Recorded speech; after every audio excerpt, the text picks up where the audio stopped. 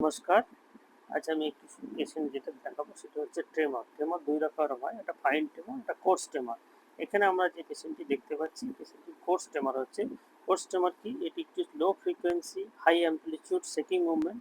এটা typically occur কোনো intentional পারপোজফুল action বা এটাকে অনেক সময় ইনটেনশন ট্রেমরও বলা হয়। এখানে যে পেশেন্টটিকে আমরা দেখতে পাচ্ছি এটি হচ্ছে উনি অ্যালকোহলিক পেশেন্ট, আ ক্রনিক অ্যালকোহলিক পেশেন্ট। ওনার এই মুভমেন্ট দেখা যাচ্ছে।